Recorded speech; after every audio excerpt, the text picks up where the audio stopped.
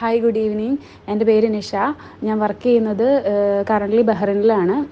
ഒരു 4 ഇയറായിട്ട് ഞാനിപ്പോൾ ബഹ്റിനിലാണ് വർക്ക് ചെയ്യുന്നത്. അപ്പോൾ ഞാനിവിടെ ബഹ്റിനിൽ വന്ന സമയത്ത് 2020 വന്ന സമയത്ത് 21 ജാനുവരിയിലാണ് ടിജൂസ് അക്കാഡമിയിൽ ജോയിൻ ചെയ്തത്. അത് ജോയിൻ ചെയ്ത് എൻ്റെ ഒരു കൊളീഗ് ഉണ്ടായിരുന്നു. അവർ കുറേ കുറേ ഏജൻസിയിൽ പഠിച്ചിട്ട് ഇങ്ങനെ എക്സാം എഴുതി ഒന്നും വർക്കൗട്ട് ആയില്ല. അപ്പോൾ ലാസ്റ്റാണ് ടിജൂസിൽ ജോയിൻ ചെയ്തപ്പോഴാണ് പാസ്സായത്. പുള്ളിക്കാരി ഇപ്പോൾ UK വർക്ക് ചെയ്യുന്നത്. അന്ന് ആളെൻ്റെ അടുത്ത് പറഞ്ഞു, ടിജൂസ് ജോയിൻ ചെയ്ത് പഠിക്കുക, നല്ലതാണ്, അവിടുത്തെ കോഴ്സൊക്കെ നല്ലതാണെന്ന് പഠിക്കുകയെന്ന് പറഞ്ഞിട്ടാണ് ഞാൻ ശരിക്കും പറഞ്ഞാൽ അന്ന് ജോയിൻ ചെയ്തത് 2021. പക്ഷേ ഞാൻ 22 പഠിച്ചില്ല.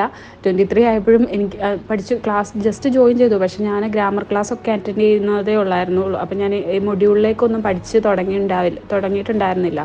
അപ്പോൾ 2023 ഒരു സെപ്റ്റംബർ ഒക്കെ ആയപ്പോഴാണ് ഞാൻ ജസ്റ്റ് പഠിക്കാം എന്നുള്ള തോട്ട് എനിക്ക് വന്നത്. 2 വർഷം ഞാൻ വെറുതെ കളഞ്ഞു. അപ്പോൾ ഞാൻ അവിടുന്ന് സ്റ്റാർട്ട് ചെയ്തപ്പോൾ ഞാൻ തന്നെ ഗ്രാമർ ക്ലാസ്സൊക്കെ കംപ്ലീറ്റ് ചെയ്തായിരുന്നു. ഓഫ്ലൈനായിട്ടാണ് ഞാൻ പഠിച്ചത്. അപ്പോൾ പഠിച്ചു കഴിഞ്ഞിട്ട് അത് കഴിഞ്ഞ് ഞാൻ പതുക്കെ ഒരു കോർഡിനേറ്റർ, ശ്രീലക്ഷ്മി എന്ന് പറഞ്ഞൊരു കോർഡിനേറ്റർ മാം ഉണ്ടായിരുന്നു.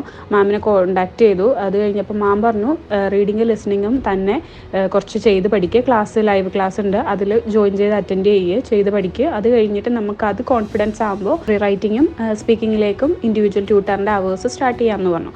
അങ്ങനെ അവിടെ നിന്നാണ് ഞാൻ റീഡിങ്ങും ലിസണിങ്ങും ചെയ്യാൻ തുടങ്ങിയത്.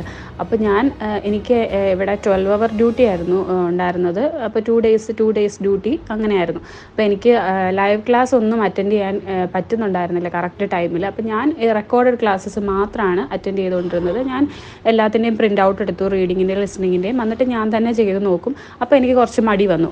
എന്നെ ആരും മോണിറ്റർ ചെയ്യുന്നില്ലല്ലോ, അപ്പോൾ എനിക്ക് ചെയ്യേണ്ട ആവശ്യമില്ലല്ലോ എന്ന് ഓർത്ത് ഞാനങ്ങനെ ചെയ്യാതായിരുന്നു. അതിനിടയ്ക്കാണ് ശ്രീലക്ഷ്മി മാഡം എന്നെ വിളിച്ചിട്ട് ചെയ്യുന്നുണ്ടോ, എങ്ങനെ പോകുന്നു, സ്റ്റഡീസൊക്കെ പോകുന്നു എന്ന് പറഞ്ഞ് ചോദിച്ചത്. അപ്പോഴാണ് ഞാൻ മാമിനോട് പറഞ്ഞു, ഇടയ്ക്ക് ചെയ്യും ഇടയ്ക്ക് ചെയ്യുന്നില്ല എന്ന്. അപ്പം മാം ഒരു ഇനിഷ്യേറ്റീവ്നെസ് എടുത്തിട്ട് എന്നോട് പറഞ്ഞു, ഡെയിലി ചെയ്തിട്ടുള്ള സ്കോർ എനിക്ക് അയച്ചു തരാൻ പറഞ്ഞു. അങ്ങനെയാണ് ഞാൻ ഡെയിലി പ്രാക്ടീസ് ചെയ്യാൻ തുടങ്ങിയത്.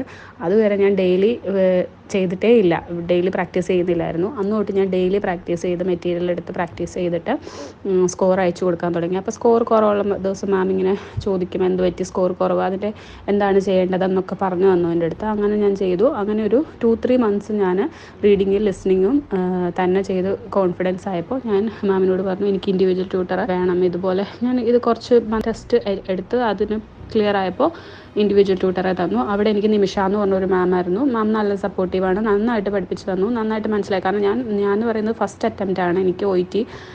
അപ്പോൾ എനിക്ക് ഭയങ്കര ബുദ്ധിമുട്ടായിരുന്നു. എന്താണ് റീഡിങ്, എന്താണ് ലിസണിങ്, റൈറ്റിംഗ്, ഒന്നിനെപ്പറ്റി എനിക്ക് ഒരു ഐഡിയ ഉണ്ടായിരുന്നില്ല. ഞാൻ അതിനു മുമ്പേ എന്താണിതെന്ന് യൂട്യൂബിലോ അല്ലെങ്കിൽ ഗൂഗിളിലോ ഒന്നും സെർച്ച് ചെയ്ത് നോക്കിയിട്ടുമില്ല, ഒന്നും പഠിച്ചിട്ടുമില്ല. അപ്പോൾ ഫസ്റ്റായിട്ട് ഞാൻ അറ്റൻഡ് ചെയ്യുന്നതാണ്. അപ്പോൾ എനിക്ക് നല്ല സപ്പോർട്ടീവാണ് എല്ലാവരുടെ അടുത്തൊന്നും ഉണ്ടായിട്ടുള്ളത്.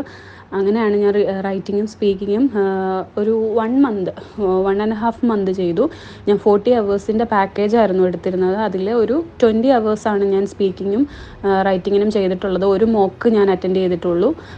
അപ്പോൾ ഞാൻ May 4 എക്സാം എഴുതി. എൻ്റെ സ്കോർ എന്ന് പറയുന്നത് 3B, എല്ലാത്തിനും 3B, പിന്നെ റീഡിങ്ങിന് C+ ആണ്. അതായിരുന്നു എൻ്റെ സ്കോർ. അപ്പോൾ ഞാൻ ഹാപ്പിയാണ്. എനിവേ, ടിജൂസ് അക്കാഡമി എനിക്കറിയാവുന്ന ഇനി പഠിക്കാൻ ആഗ്രഹിക്കുന്നവർക്ക് ഞാൻ സജസ്റ്റ് ചെയ്യും. എന്തായാലും അവരുടെ നല്ല മെറ്റീരിയൽ പ്രൊവൈഡ് ചെയ്യുന്നുണ്ട്. സ്റ്റാഫാണെങ്കിലും നല്ലതായിട്ട് സപ്പോർട്ടീവാണ്.